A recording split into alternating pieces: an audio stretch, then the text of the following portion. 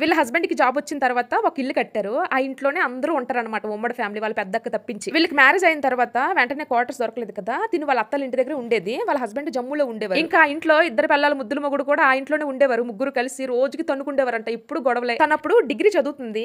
ఇక్కడే ఉంటే దాని చదువు పాడైపోద్దని చెప్పి వాళ్ళ హస్బెండ్ విజయనగరంలో హాస్టల్లో పెట్టారు తనని. తర్వాత క్వార్టర్ సెలెక్ట్ అయింది. ఇంకా ఎలక్ట్ అవగానే తన చదువు మధ్యలోనే ఆపేసి వాళ్ళ హస్బెండ్ దగ్గరికి వెళ్ళిపోయింది. అక్కడికి వెళ్ళిన తర్వాత అమ్మాయికి 1 year కే బాబు పుట్టాడు. ఇంకా పిల్లలు పుట్టిస్తారు కదా, ఉమ్మడిలో ఏముంచుతాం, ఆ ఇల్లు కూడా సరిపోవట్లేదు అని చెప్పేసి 25 లక్షలు లోన్ తీసి వాళ్ళ అన్నయ్య చేతులు పెట్టారంట, నాకు ఒక ఇల్లు కట్టు అని చెప్పి. ఎందుకంటే ఇతను డ్యూటీలో ఉంటారు, అక్కడ ఇల్లు పని చూసుకోవడానికి అవ్వదు కదా. ఎప్పుడు 1 నెల వస్తారు, లేకపోతే 2 నెలలు ఉండడానికి అవుతుంది. కానీ ఇల్లు 1 నెలలో 2 నెలలు పూర్తి అయిపోతుంది కదా, కనీసం 1 సంవత్సరమైన టైం పడుతుంది. అప్పుడు బాబు చిన్నోడు పట్టుకుని వాళ్ళ అమ్మ వాళ్ళ ఇంట్లో ఉందంట తను. ఆ టైంలో తినికి కూడా రావడానికి అవ్వలేదంట, ఇల్లు చూడడానికి ఎలా కడుతున్నారు అని చెప్పి. మన హీరోలు మనకి ఏ రోజు అధికారం ఇచ్చారు కానీ చెప్పండి, చేతులు కాలిపోయే కాకులు పట్టుకున్న రకం మన హీరోలు. ఎంతకీ వాళ్ళ అన్న ఏం చేశాడంటే 25 లక్షలు తీసుకుని 10 లక్షలతో ఇల్లు కట్టేసి మిగిలిన 15 లక్షలు దొబ్బేశాడంట.